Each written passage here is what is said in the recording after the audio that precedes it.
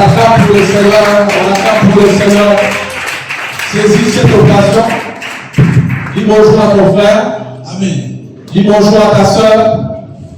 Dis-lui, mon frère, je suis heureux de te voir ce matin. Dis-lui que je suis dans la joie de te rencontrer ce matin. La parole de Dieu déclare qu'il est doux et agréable. Mon frère, de demeurer ensemble. Car c'est là que le Seigneur déverse les bénédictions. Alors que le Seigneur bénisse son Église. Il bénisse aussi tous les bien-aimés présents ici. Alors il y a une grande thématique que nous sommes en train d'exploiter. Que nous sommes en train d'exploiter depuis un moment. Qui s'intitule les triomphes judiciaires. De la justification. Par la croix de Yoshua Mashiach. Alors c'est depuis un moment qu'on est en train d'exploiter les épîtres aux Romains. Et je crois que le Seigneur nous fait vraiment une grâce exceptionnelle. Elle nous lit par sa parole. Vous savez que l'homme n'est pas de chair. L'apôtre Paul dit que le Dieu de toute paix et de toute grâce vous sanctifie. Votre être tout entier. Il dit votre corps, votre âme et votre esprit. Il établit ainsi la vérité absolue qui existe dans l'être. C'est-à-dire l'humain est corps, âme et esprit. Et tous ces compartiments vivent ensemble aussi longtemps que l'homme est sur la terre. Et à la manière dont le Seigneur a disposé les choses. L'Écriture dit que la nature elle-même ne vous enseigne pas. C'est-à-dire dans le monde des vivants, tout homme qui ne mange pas, tout celui qui ne se nourrit pas, finit par mourir affamé. Et il faut que nous mangeons tous les jours pour prendre de la force. Et de la même façon aussi que l'être spirituel a besoin d'être nourri. Et non pas par ce qui est périssable, mais par la parole incorruptible du Seigneur. Je voudrais attirer l'attention de l'Église par rapport au temps que nous sommes en train de traverser. Le Seigneur avait déjà annoncé que parce que le péché se sera accru, la charité du plus grand nombre se refroidira. Il a dit qu'au jour de l'avènement du Fils d'Élohim, trouvera-t-il encore de la foi parmi les hommes? Parce que la foi ne provient que de ce que nous attendons par le moyen de la parole de Dieu. En dehors de la parole, il n'y a pas de foi. En dehors de la parole, il n'y a pas de nourriture spirituelle.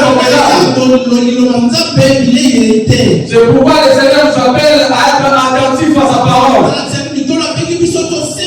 Parce que c'est la source de toute vie. La source de toute délivrance.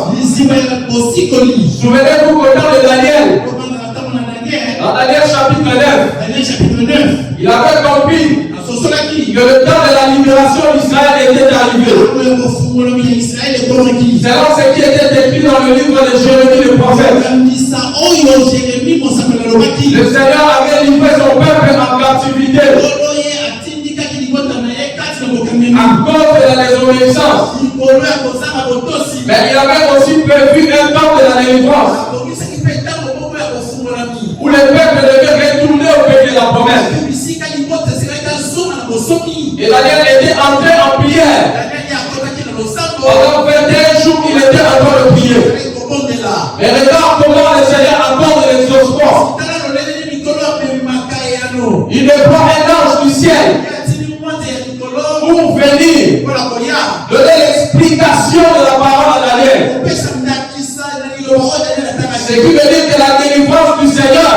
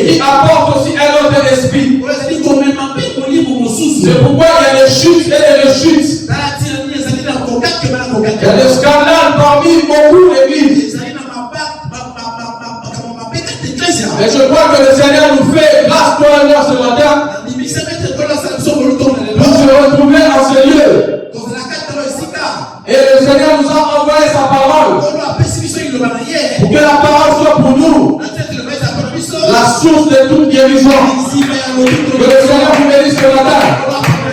Est-ce que nous sommes ensemble? Est-ce qu'on peut acclamer pour le Seigneur? Il est heureux le peuple qui reçoit la parole du Seigneur. Alléluia. Alors, il y a un sujet que nous allons aborder aujourd'hui qui s'intitule l'établissement de la loi. Ça fait vraiment un moment que le prophète est en train d'exploiter cette épître romaine. Elle est une épître qui est très riche en enseignement. En ce qui concerne les saluts, alors nous sommes dans Romains chapitre 3. Je vais nous prendre nos Bibles pour que nous puissions lire ensemble. C'est l'apôtre déclare ici. Romains chapitre 3, du verset au 31e verset. J'ai une version qui est un peu différente de la vôtre. Et que chacun lise dans la version qu'il a. Il est écrit ceci. Où est donc le sujet de se glorifier? Il est exclu. Par les moyens de quelle loi? Des œuvres? Non. Mais par les moyens de la loi de la foi. Nous estimons que l'être humain est justifié par la foi sans les œuvres de la loi. Mais Elohim est-il seulement celui des Juifs? N'est-il pas aussi celui des nations? Oui, aussi celui des nations. Puisqu'il n'y a qu'un seul Dieu, ou un seul Elohim, qui justifiera la circoncision, c'est-à-dire qui justifiera les Juifs. Il les justifiera sur base de la foi, et il justifiera aussi les nations qui sont les incirconcis, mais aussi par le moyen de la foi. C'est dans le verset 31 que je puise mon enseignement de ce matin. Regarde ce que l'apôtre Paul est en train de déclarer. Il dit, abolissons-nous donc la loi par le moyen de la foi, que cela n'arrive pas, au contraire, nous établissons la loi. Alléluia. L'apôtre Paul dit ceci, en vertu de la justification par rapport du Seigneur à la croix. Alors, est-ce qu'ils annulent la loi qui a été donnée par Moïse? Il dit, loin de là. Il dit que nous allons établir la loi. Dans notre version, on dit que nous allons confirmer la loi. Est-ce que nous sommes ensemble? Amen. Alléluia. Amen. Alléluia. Amen. Alléluia. Amen. Voilà, que le Seigneur vous bénisse. Alors, il est question d'interroger les Écritures, de détailler dans les Écritures pour voir de quelle loi il s'agit et quels sont les effets de cette loi. Parce que vous allez voir que l'homme ne peut pas vivre en dehors de la loi de Dieu. L'homme ne peut pas puiser la vie. L'homme ne peut pas avoir la guérison. L'homme ne peut pas avoir la sûreté. L'homme ne peut pas avoir la victoire en dehors de ce que la loi de Dieu a prévu pour lui. Je demande aussi dans cette occasion qu'on va essayer de me donner le temps dans lequel je vais finir, s'il vous plaît. Voilà. Donc, l'homme ne peut pas vivre en dehors de la loi. De quelle loi il s'agit ici? Si vous lisez cette écriture, vous voyez déjà que l'apôtre Paul est en train d'établir une différence manifeste entre la première loi, jadis établie, et la seconde loi qui doit être établie. Il établit la différence entre la première loi qui a déjà été établie et la seconde loi qui doit être établie. Ou encore la seconde loi qui vient confirmer l'existence de la première. La première loi, c'est dans le livre de Romains. Frère, veuillez nous aider. Voilà, que Dieu nous bénisse. On peut acclamer pour le Seigneur. Amen. Amen. Je vais voir que nous soyons ensemble. Amen. Vous faites ce voyage ensemble. Alléluia. Amen. Vous êtes un peuple qui est béni par la parole. Vous êtes un peuple qui aime la parole. C'est pas ça. N'est-ce pas ça? Acclamons pour le Seigneur. Acclamons pour le Seigneur. Acclamons pour le Seigneur. Alléluia. Amen. Voilà, l'apôtre Paul établit une différence qui est très claire entre la première loi, qu'il appelle la loi des œuvres, et la seconde loi, qu'il appelle la loi de la foi. Alors, avant d'entrer dans le détail, nous allons d'abord donner une définition en ce qui concerne l'expression loi dans les Écritures. Et il y a trois concepts distincts ou trois concepts qui parlent de la loi dans la Bible. Il y a la première expression qui est nomos. C'est ce que l'apôtre Paul a employé dans le livre des Romains. Nomos qui veut dire ce qui est établi. Tout ce qui est établi. Tout ce qui est accepté par l'usage. C'est l'ensemble des coutumes. Qui est aussi traduit par la loi. Ou par les commandements. Donc l'observation est approuvée. C'est-à-dire on établit des règles. Et ceux sur qui on établit sur règles exécutent. C'est la première expression de la loi. Ce qui est mentionné dans les livres de Romains.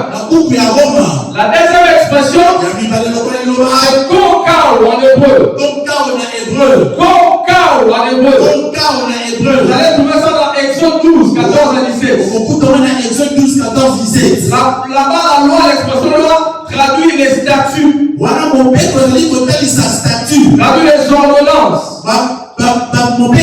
Traduit les limites établies. Traduit une promulgation, une déclaration. Traduit une prescription. Et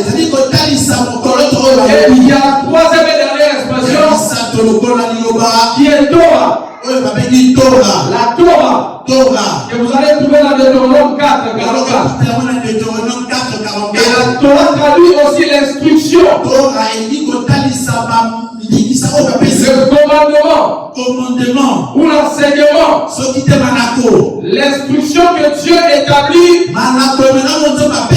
dans une période et de laquelle on ne peut pas se détourner. Et nous pensons que toutes ces expressions traduisent la seule chose, c'est-à-dire la dictée du Seigneur, les commandements du Seigneur, la déclaration du Seigneur.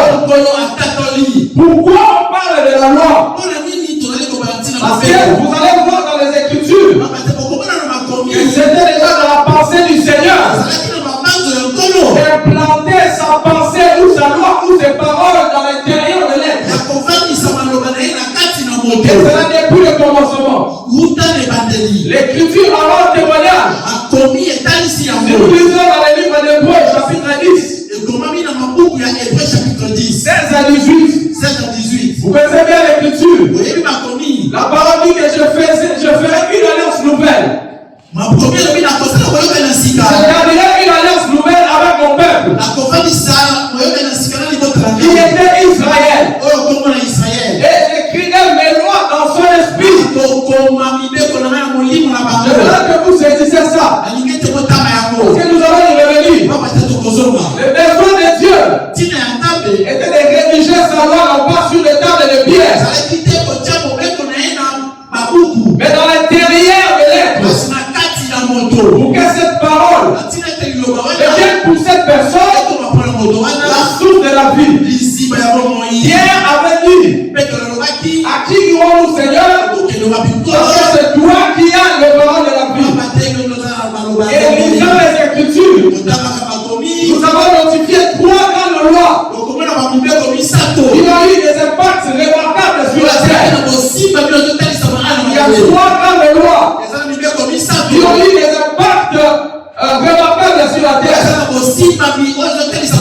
et qui décrit en même temps les statuts de l'homme jusqu'à sa belle génération. Jusqu'à la foi par la croix de Golgotha. La première loi, c'est la loi de l'Éden, où le Seigneur avait prescrit à Adam de ne pas toucher à l'arbre qui avait la capacité d'ouvrir l'intelligence. Cette loi, c'est ce que l'apôtre Paul appelle aussi la loi du péché et de la mort. Parce que la transgression de cette loi avait une conséquence directe. Il avait une sentence directe. C'était la condamnation. Le Seigneur avait créé l'homme et il l'établit dans le jardin. Et là, il ne les a pas seuls. Et il plaça sa parole en lui. Que cela soit les signes de l'alliance, les signes de son amour envers lui, les signes de sa considération envers lui. Il dit, Adam, tu ne mangeras pas de l'arbre du fruit de l'arbre de la connaissance du bien et du mal.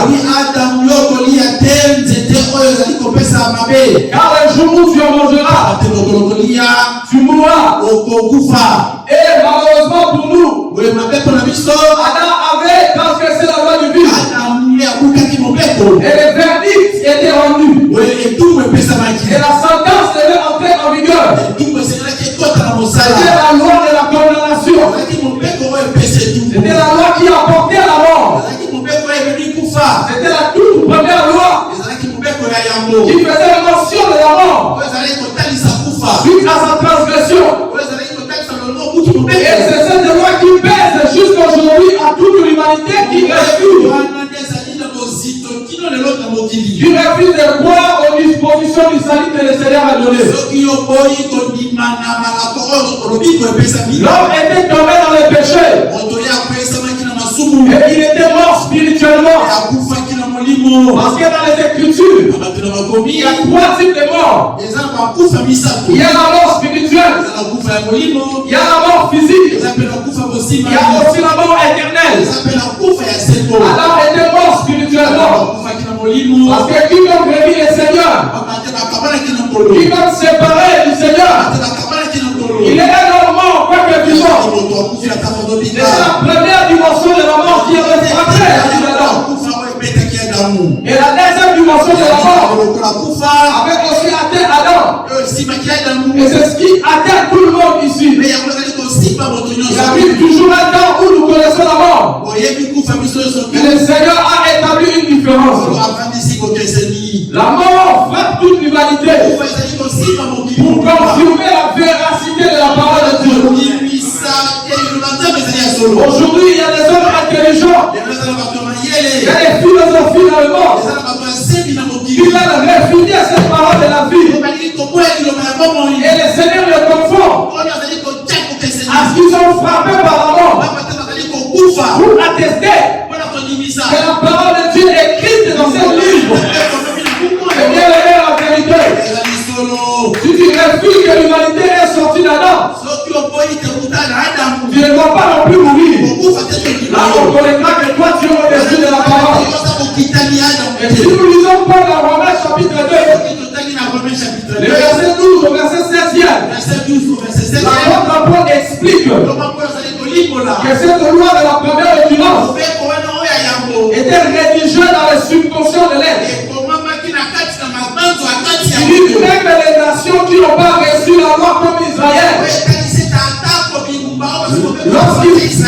lorsqu'ils font des choses qui sont mentionnées dans la loi, ils reconnaissent dans leur être intérieur l'existence de la loi de Dieu.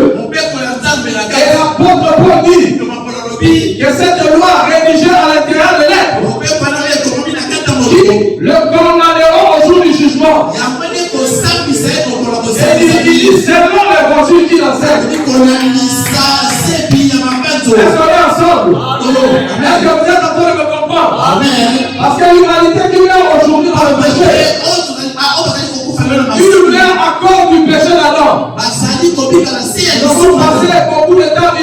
on nous a parlé de la notion de l'imputation. C'est-à-dire que le Seigneur avait décidé de sanctionner les péchés d'Adam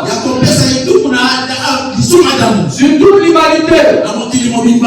Je suis dans 1 Corinthiens chapitre 15. Je lis rapidement le verset 22. Pour que nous puissions comprendre qu'est-ce qui condamnera le monde au jour du jugement. Amen. C'est à cause de leur incrédulité. Parce qu'ils auront refusé le seul message que le Seigneur a disposé. La seule solution que le Seigneur a disposé. Et cette solution, c'est la croix de Golgotha. C'est l'évangile. Il n'y a pas de vie en dehors de sa résurrection. Il n'y a pas d'effort de la vie de la résurrection en dehors de la croix. Il n'y a pas d'assurance en dehors de la croix. Il n'y a pas de guérison en dehors de la croix. Parce que la croix est la décision divine. Elle est la révélation de la volonté parfaite du Seigneur. Il a conçu avant même que le monde soit créé. Alors, je suis dans 1 Corinthiens chapitre 15, le verset 22. Je commence par le verset 21 pour faciliter la compréhension. Il dit ceci. Mais maintenant, Mashiach est ressuscité. Dans votre version, il est écrit Christ. Mais maintenant, Mashiach est ressuscité d'entre les morts. Il est devenu offrande du premier fruit de ceux qui dorment. Car puisque la mort est venue à travers un être humain, c'est aussi à travers un être humain qu'est venue la résurrection des morts. Dans le 22, l'apôtre Paul dit ceci. Car, comme tous meurent dans Adam, de même aussi, tous seront vivifiés en Mashiach. L'apôtre Paul attache la mort à l'Adam. Mais la mort dans toutes ces trois dimensions, que ce soit la mort spirituelle, que ce soit la mort physique, que ce soit la mort éternelle, elle est attachée à la loi transgressée par Adam. C'est cela la notion de l'imputation. Romains chapitre 5, verset 12 à 16. C'est ce qui est écrit pour aller en chérie. L'Écriture dit que le Seigneur a permis que les péchés entrent par un seul homme. Et par les péchés la mort. Et par la mort la condamnation. Alors on nous a prêché ici que l'homme connaît deux naissances dans sa vie. Mais l'homme est élu pour le salut. Il y a la première naissance à Adam. Là où nous naissons dans le péché. Là où nous naissons dans la condamnation. Là où nous naissons sous les jours de ces morts. En ce moment-là que les liens de famille entrent en vigueur dans la vie de l'homme. En ce moment-là qu'on peut parler de malédiction générationnelle. En ce moment-là qu'on peut parler de la domination du péché. En ce moment-là qu'on peut parler de l'esclavage du péché. Avec tous nous naissons à Adam. Et cette première loi existe jusqu'aujourd'hui. Et c'est elle qui condamnera les gens. Même au jour du jugement dernier. Mais le Seigneur ne s'est pas arrêté là.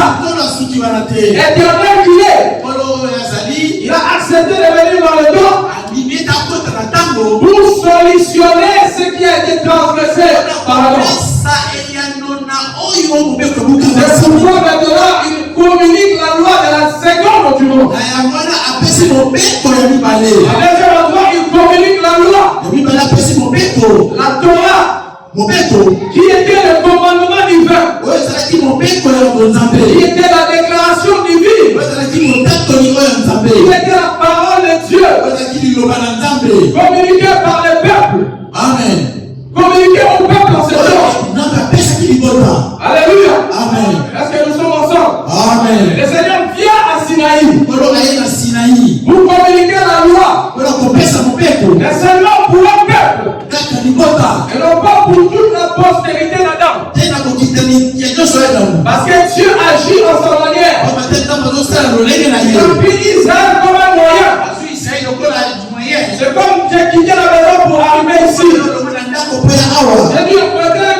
pas? Comme un taxi, n'est-ce pas? De la même façon que le Seigneur prit Israël. Et à travers Israël, le dessein soit révélé. La parole soit révélée. Mais le salut de Dieu a été conçu avant qu'Israël soit. Et c'était pour tous ceux qui sont appelés pour le salut. Pour tous ceux qui sont les élus de Dieu. Et la loi du mont Sinaï était donnée pour deux raisons. Elle a été donnée pour deux raisons. La première raison, c'était pour amplifier les péchés. Et c'est ce que dit l'Écriture. Et la deuxième raison, c'était pour que la loi donnée à Moïse serve les pédagogues pour la prédication de l'Évangile. Les frères sont en train de me regarder.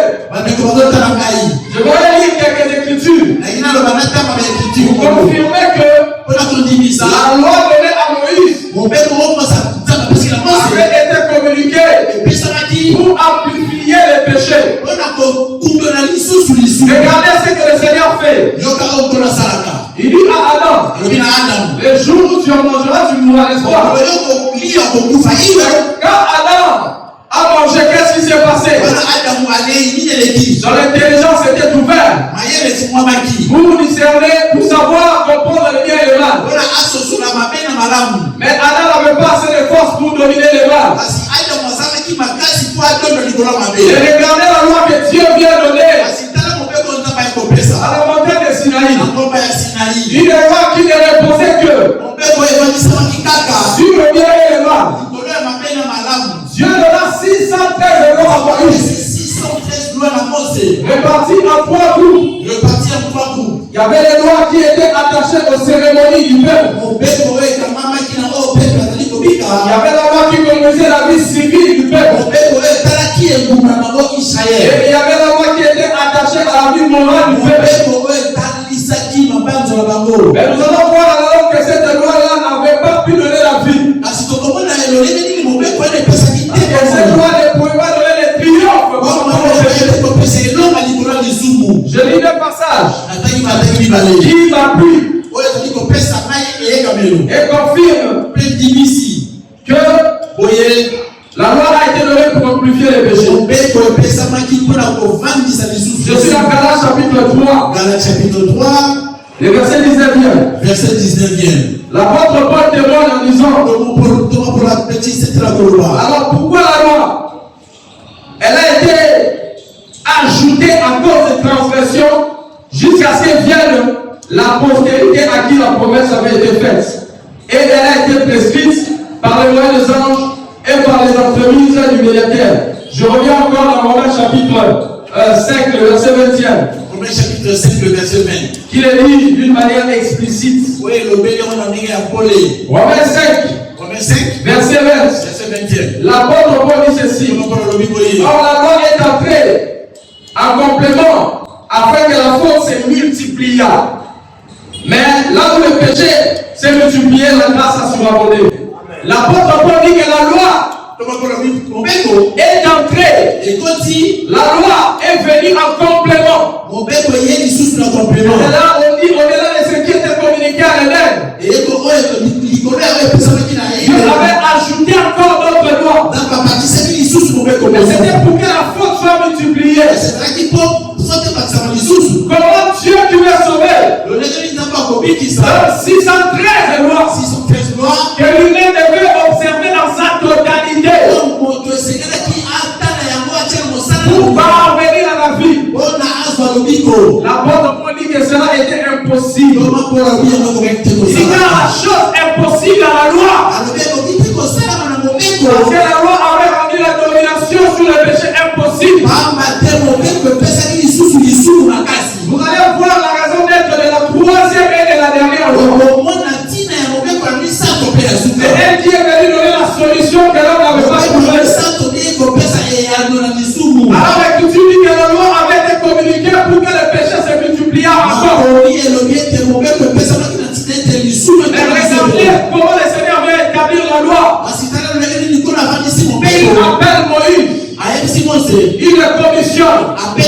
il établit prophète et il envoie vers le peuple pour libérer le peuple. Et chemin faisant, le Seigneur vient établir son alliance. Parce que Elohim est le Dieu des alliances. Dieu ne s'écarte jamais de son alliance. Dieu reste fidèle à son alliance. Parce qu'à chaque alliance est attachée une parole de l'alliance. Et celui qui vit dans cette alliance, ou celui qui vit au temps de cette alliance, est appelé à se conformer à la parole de l'alliance. Pour être agréable à Dieu. C'est pourquoi, dans Exode chapitre 24, l'Écriture dit que c'est par le moyen du sang que le Seigneur vient établir son alliance avec le peuple. Mais avant d'établir l'alliance, il avait d'abord communiqué la parole de l'alliance. Nous puissions lire une portion de l'Écriture. Nous sommes dans Exode 24. Exode 24, 6 à 8. Exode 24, 6 à 8. Il faut comprendre ce que le Seigneur a fait pour nous. Il faut comprendre ce que le Seigneur a réalisé pour nous. Parce qu'il n'y a pas de salut en dehors de cela. Alléluia. Amen. Alléluia. Est-ce qu'il y a un peuple chez Dieu ici? Amen. Est-ce qu'il y a un saint de Dieu ici? Amen. Est-ce qu'il y a un peuple lavé par le sang ici? Amen. Au moins le Seigneur convoquait le peuple. C'était par le sang et trompettes. C'était par les tambourins. C'était par les flûtes. Comme le culte. Alléluia. Amen. Nous n'avons pas reçu l'esprit d'intimidité. Alléluia. Amen. Oh, que le Seigneur te communique la force ce matin. Ah, nous sommes une famille. Nous sommes la famille céleste. Et quand on est dans la présence de Dieu, on est dans la joie, n'est-ce pas? David, un homme qui était encore sous les jours du péché, il a dit que je suis dans la joie. Lorsqu'on le dit, aller dans la maison de Yahvé. La maison de Yahvé aujourd'hui, ce sont l'église. C'est toi et moi. Ce n'est pas les bâtiments. L'apôtre Pierre dit que nous sommes des pierres vivantes. Et lorsque les pierres sont réunies, elles constituent l'édifice que nous sommes. Alléluia. Est-ce que tu es dans la joie? Est-ce que tu es encouragé? Est-ce que tu es réconforté? Voilà, que le Seigneur te bénisse. Exode chapitre 24. 6 à 8. Regarde ce que le prophète dit ici. Je veux que nous puissions parler ensemble. Ce que nous sommes en train de dire, c'est ce que le Seigneur a fait. C'est ce que le Seigneur a dit. C'est ce que le Seigneur est. C'est ce qui constitue la prédication. L'apôtre Paul dit, il y a des gens qui disent qu'il n'y a pas de résurrection de mort. Mais s'il n'y a pas de résurrection de mort, c'est que tout ce que nous avons rendu témoignage du Seigneur est un mensonge, n'est-ce pas? Qu'est-ce que cela veut dire? Il a dit tout simplement que la prédication, c'est de rendre témoignage de ce que Dieu est, de ce que Dieu a dit et de ce que Dieu a fait. À chaque fois qu'il y aura un prédicateur devant vous, à chaque fois qu'il y aura un ministre qui se tiendra devant vous, l'obligation c'est d'annoncer à l'église ce que le Seigneur est, ce que le Seigneur a dit et ce que le Seigneur a fait. Et c'est cela même la croix, ce que le Seigneur avait préparé et ce qu'il a dit et ce qu'il a fait. Alléluia. Alléluia. Alors le Seigneur était en train de rédiger sa parole. Il était en train d'écrire sa Bible. Parce que nous croyons, au-delà des petites erreurs des traducteurs, ce qui procure la vie, ce n'est pas que les simples textes.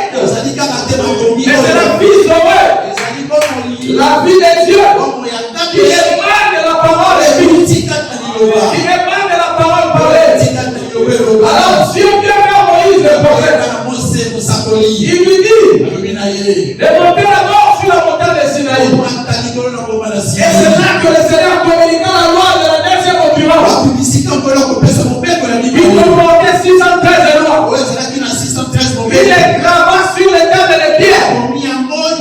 Pour que la Torah ou la loi soit l'instruction du peuple. Et cela était pendant un temps marqué. Alléluia. Amen. Dieu a fait graver sa parole sur les tables de pierre. Pour que cela soit l'équilibre pour le peuple. Et le Seigneur agit dans le dos. Il appelle Moïse dans Genèse, Exode 20. Il communique la loi. Et dans Exode 24, il vient établir l'alliance. Parce que la parole et l'alliance pressait les signes de l'alliance. Alléluia. La loi était le livre de l'alliance. Je vais lire ce passage. Alors Moïse prit la moitié du sang. Amen. Et les mit dans le bassin. Et avec l'autre moitié, il aspergea l'autel. Il prit les livres d'alliance. Vous voyez là? Ici, on dit que les décalogues étaient les livres de l'alliance. Il prit les livres de l'alliance. Et les lut aux oreilles du peuple. Et il dit, nous ferons tout ce que Yahvé a dit. Et nous obéirons. Moïse prit ainsi le sang et en aspergea le peuple en disant, voici le sang aspergé. Le sang de l'alliance de Yahvé. Le sang de l'alliance que Yahvé a traité avec vous, selon toutes ses paroles. Alléluia. Amen. Alors, le Seigneur communique sa parole. Et cette parole était la parole du temps de Moïse. Dieu dit que cette loi était une loi perpétuelle et non éternelle. Il dit que cette loi était une loi perpétuelle. C'est-à-dire que quand Dieu a placé sa loi ici, la loi est devenue le chemin obligatoire pour le peuple. Il dit dans le livre de Deutéronome que vous ne vous en détournerez ni à gauche ni à droite. C'était le chemin obligatoire pour bénéficier des faveurs de l'Élohim. Alléluia. Et Israël a reçu cette loi. L'Écriture dit dans Psaume 147 que cette loi n'avait pas été donnée aux nations. C'était une marque de distinction pour Israël. Psaume 145, 17 à 18. C'est pourquoi maintenant par orgueil, Israël commençait à se considérer comme étant le peuple saint. Il commençait à se considérer au-dessus du peuple. Il commençait à se considérer au-dessus des nations. Parce qu'il disait que la loi de Dieu était venue pour les sanctifier. Il se disait que la loi de Dieu était une marque pour eux. C'était l'objet de plusieurs disputes même parmi les frères. La question de la circoncision. Israël considérait impur tout ce qui n'était pas circoncis. Mais ils avaient oublié que malgré la loi, les péchés d'Adam aussi continuent à pécher sur eux. Amen. C'est pourquoi l'apôtre Paul écrit dans Romains chapitre 3. Il dit qu'il n'y a aucun sujet de se glorifier. Le Seigneur a réuni tout le monde sous les jours du péché. Toutes les nations. Et ce sont Israël qui a reçu la loi. Tout le monde était sous les jours du péché. Romains chapitre 3, 23, 24. Il dit car tous ont péché. Et ceux qui veulent la gloire. Romains 3 chapitre 9. Je vais que nous puissions lire ensemble. Alléluia. Amen. Si ton frère est en train de dormir, alléluia. Amen. Voilà, regarde comment l'apôtre Paul annule l'orgueil d'Israël. C'est pourquoi tout enfant de Dieu qui comprend bien Tout enfant de Dieu qui comprend bien le message de la foi vivra dans l'amour du prochain. Il vivra dans l'unité de la foi. Il considérera les autres supérieurs à lui. Amen. Parce que nous sommes tous des frères. Alléluia. Romains chapitre 3, le verset 9. Romains chapitre 3, le verset 9. Quoi donc? Amen. Avons-nous la prééminence sur les autres? Nullement. Car nous avons déjà prouvé que tous, tant juifs que grecs, sont assujettis au péché. Selon qu'il est écrit, il n'y a pas de juste de pas même seul. Il n'y a personne qui comprenne, il n'y a personne qui recherche Elohim. Alléluia. Amen. Alors le Seigneur commence à annuler l'orgueil d'Israël. À démontrer que cette loi n'était pas la parfaite qui devait venir. Parce que je vous l'ai dit ici, que la volonté de Dieu, c'était que sa loi ne soit pas rédigée sur les pierres, mais qu'elle soit une sémence de vie pour les élus. Et Israël qui avait la loi, si c'est considéré au-dessus des nations, avait été aveuglé et continuait à succomber sous les jours du péché. C'est pourquoi le Seigneur même lui-même, il dit dans Ézéchiel 20, verset 5, que je vais donner les lois et les préceptes qui ne pouvaient leur faire vivre. Hébreux chapitre 7, le verset 12. Hébreux chapitre 7, le verset 12. L'Écriture dit ceci, que si la perfection avait été possible dans la loi donnée à Moïse le prophète, le Seigneur n'aurait pas besoin d'instituer une loi nouvelle. Alléluia. Est-ce qu'on est en train de comprendre ces choses? Est-ce qu'on est ensemble? Alléluia. Je vais lire quelques passages qui démontrent que dans les œuvres, il n'y a pas de salut. L'apôtre Paul appelle la loi de Moïse la loi des œuvres qui constitue à mettre en pratique pour vivre. Malheureusement, est-ce que les églises ont modernisé aujourd'hui en créant des systèmes, en créant des stratégies pour pouvoir donner les saluts alors? Mais cela n'est que poursuivant. C'est pourquoi les gens vont de prière en prière, de séminaire en séminaire, de jeûne en jeûne. Il n'y a pas la transformation de l'être. Il n'y a pas la changement par l'esprit. Pour créer des stratégies, des moyens d'affiche, n'est-ce pas? Des séminaires multipliés, on commence même à créer des prédications. À tel point qu'on dit au sein de Dieu qu'ils sont encore sous les joues des liens de famille, des hôtels, etc. L'église ne nie pas le combat, parce que c'est ce à quoi nous avons été appelés. Mais nous croyons à la victoire si passe, en dehors de laquelle il n'y a pas d'autre victoire. La consulter à pratiquer. La même chose aujourd'hui, on dit aux gens de pratiquer. Mais malheureusement, dans la pratique, dans les œuvres, il n'y a pas la vie. Alléluia. Alléluia. Est-ce que vous comprenez bien ces choses?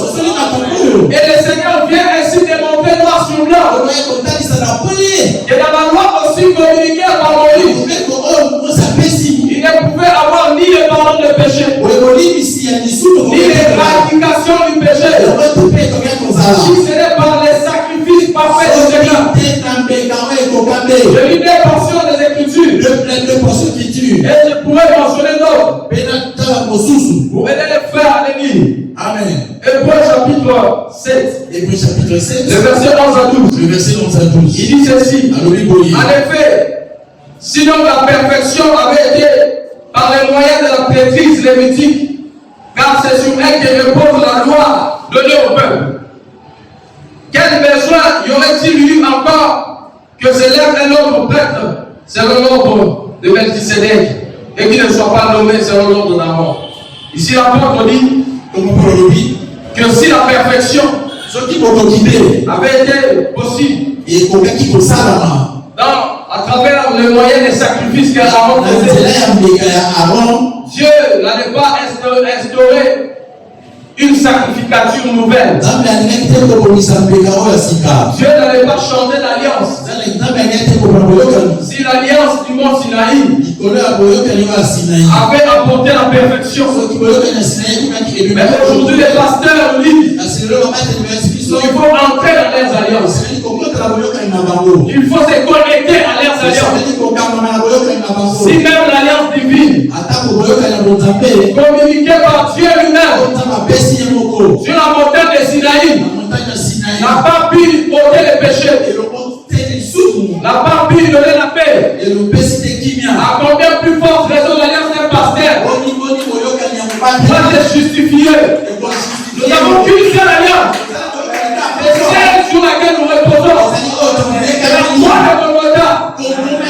Elle est une alliance éternelle qui produit des effets, transforme le cœur, qui fait abandonner les mal, qui fait abandonner l'impudicité, qui fait abandonner la sorcellerie, qui fait abandonner le koulouda, qui fait abandonner tout ce qu'on fait de mal, mais non pas par l'effort de l'homme, mais par la puissance du Saint-Esprit lui-même qui agit dans la rue. L'Écriture dit dans Hébreu, chapitre 10, il est écrit ceci. Je commence Hébreu chapitre 10. Le verset 2. Autrement n'aurait-il pas cessé d'être offert? Car ceux qui font ce service une fois purifiés n'auront plus une conscience de péché. Mais il y a chaque année dans ces sacrifices les souvenirs de péché. Car il est impossible que le sang de taureau et de bouc ôte les péchés. L'Écriture dit qu'il est impossible. Alléluia.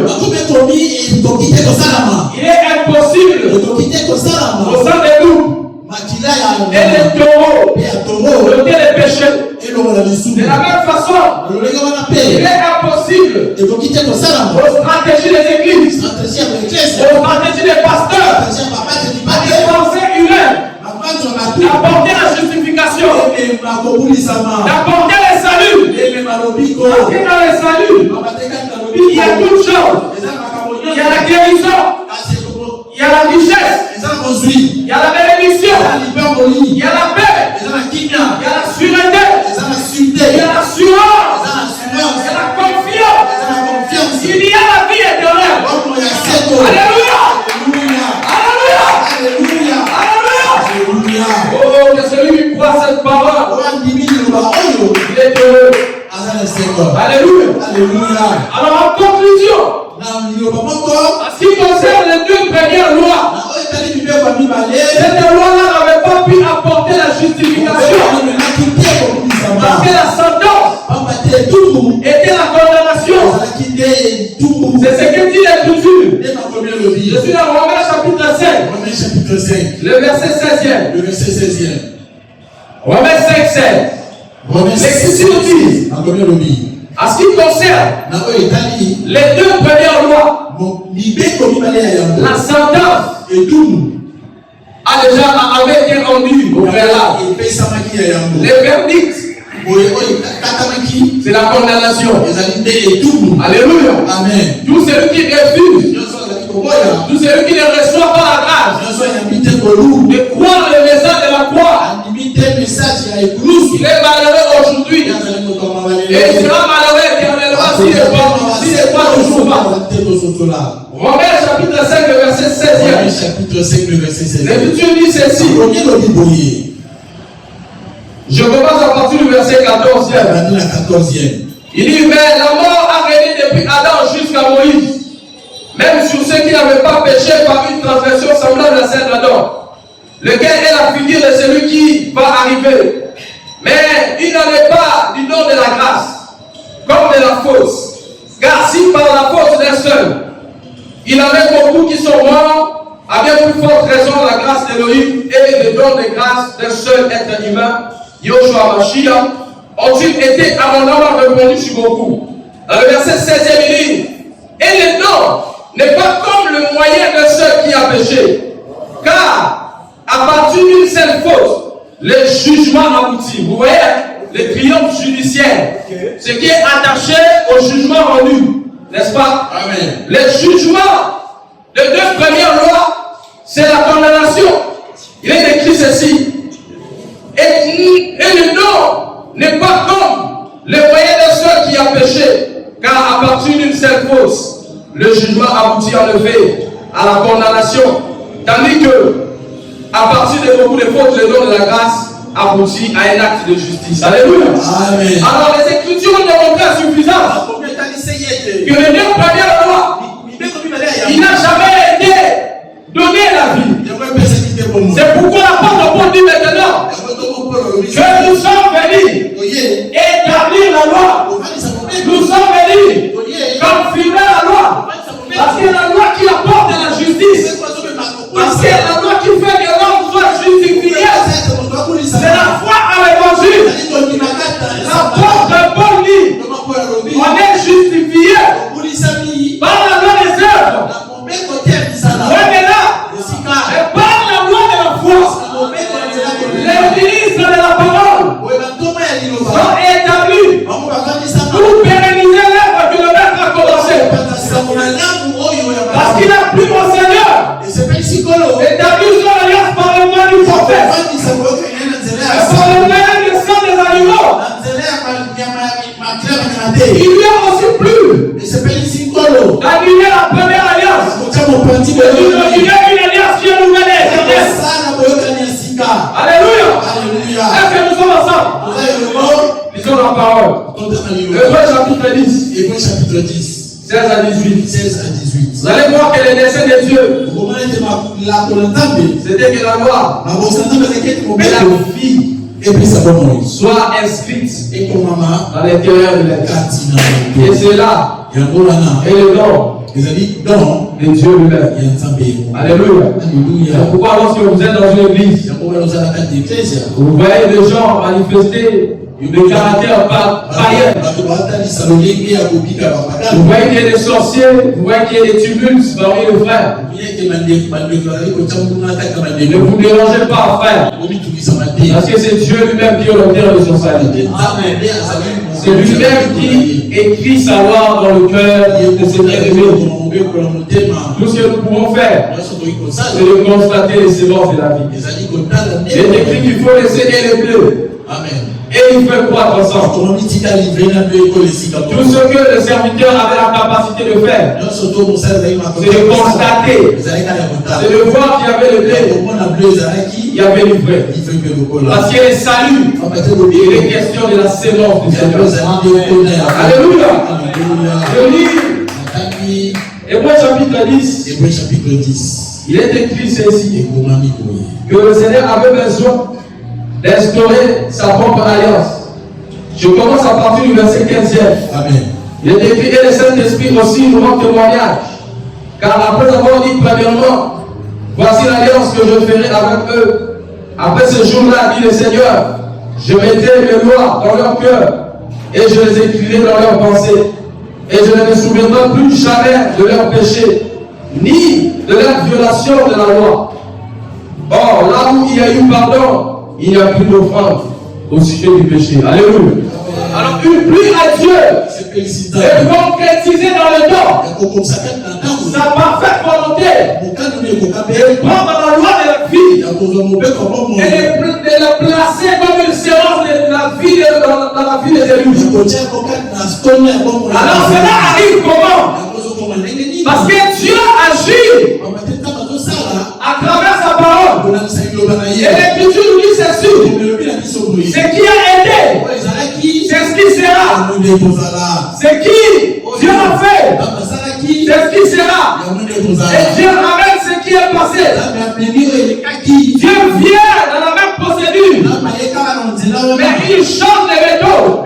Comme il avait pris Moïse comme prophète, il prit aussi le Seigneur comme prophète pour Israël. Matthieu 21, verset 11. La Bible dit que Yoshua est le prophète de Nazareth en Galilée. Il est venu pour achever la loi. Et Moïse, la loi du péché de la mort.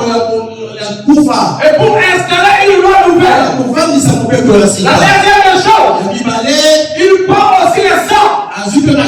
Mais non pas le sang de l'animal, mais le sang du corps sans péché.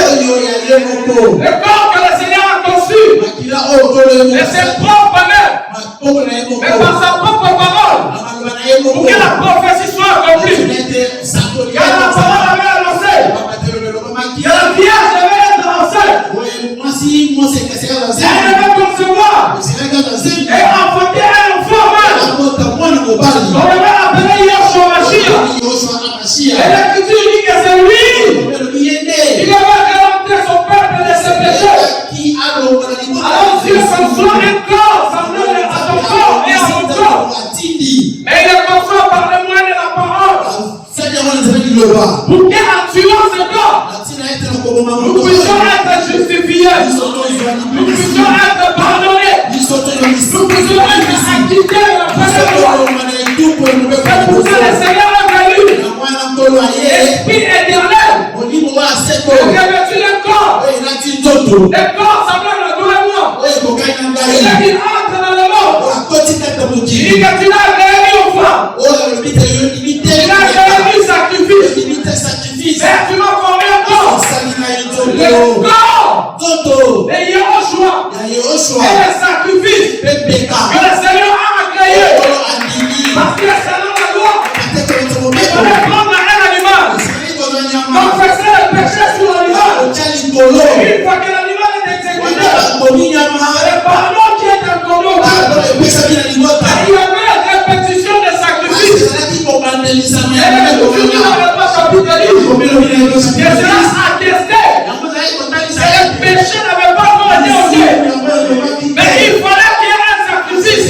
Une excellente. Alléluia. Il ne veut pas venir de la création. Mais qu'il devait être semblable à la création. Alors l'Écriture dit, le Seigneur Yoshua a accompli pour nous, une fois pour toutes, l'expiation de nos péchés. Il pouvait arriver la première fois. Il serait celui qui a établi la première. Apocalypse chapitre 3 verset 16. Amen. L'Écriture nous dit que Dieu est celui qui détient la clé de la vie. Lorsqu'il ferme, personne ne peut ouvrir. Lorsqu'il ouvre, personne ne peut fermer. C'est lui qui avait enfermé toutes choses dans le péché. Dernièrement, le prophète avait décidé prier et vouloir le pouvoir de la vie éternelle. C'est pourquoi le Seigneur, lorsqu'il vient, il dit que je suis le chemin, je suis la vérité, je suis la vie. Dans ce chapitre, il dit, je suis le port de la vie. Je suis le port que Dieu a ouvert. Et la loi ouverte. C'est ce qui est établi par la loi. Maintenant, quelle est la loi? La loi de la vie est claire. Et quiconque croit au sacrifice du Fils, il est justifié. Quiconque croit à la mort du Fils, il est rédempteur. Quiconque croit à la mort du Fils, il est pardonné. Il est pardonné éternellement. Il reçoit la domination sur les esprits. Il reçoit la domination sur le gouvernement. Il reçoit la domination sur la sorcellerie. Il reçoit la domination sur toute puissance de l'ennemi. Parce que la loi première donne une position au peuple.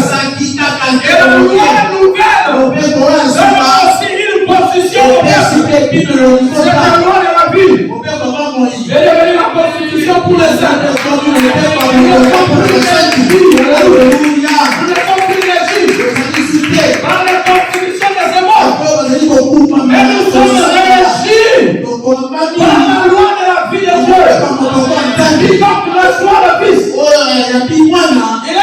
franchi de tout péché. Quiconque reçoit le Fils, il est guéri de toute maladie. Quiconque reçoit le Fils, il est plus sous le joug de l'esclavage. C'est ce que les apôtres ont annoncé. Et c'est ce que nous continuerons d'annoncer. Tant que la terre subsistera. Parce que nous croyons que l'immortalité réside dans la parole. La Paul a déclaré que Dieu a pris l'immortalité. Il a placé dans l'évangile.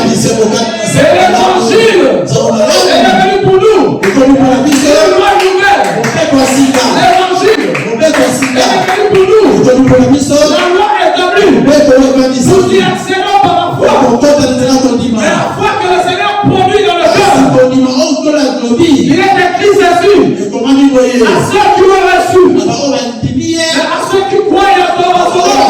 Il a donné le pouvoir de devenir enfant de Dieu. Et qu'elles sont nées ni de la volonté de la chair, ni de la volonté du sang, mais ils sont nés de la volonté de l'esprit. Ce qui veut dire la nouvelle naissance. Ce qui veut dire la justification. Ce qui veut dire la libération véritable par l'apanage de l'homme. Et cela émane du Seigneur.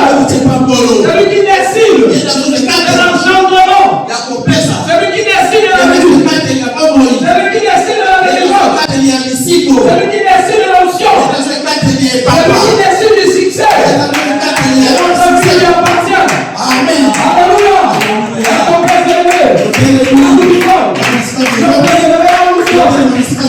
Alors que les choses sont en train d'avancer, nous sommes en train de bénir le Seigneur. C'est ça du nouveau. Amen. Du nouveau donné. Sur le point de Golgotha. Ce que nous sommes devenus en lui. Nous sommes là ici. Par une loi nouvelle. Et la loi me dit que je ne suis plus esclave. Amen. La loi me dit je ne suis plus condamné. La loi me dit je ne suis plus sous les jours de la condamnation. Mais du sang du Seigneur, nous sommes là où nous sommes. Je l'ai déjà là où tu es. Dis merci au Seigneur pour la parole de Dieu. Dis merci au Seigneur pour la parole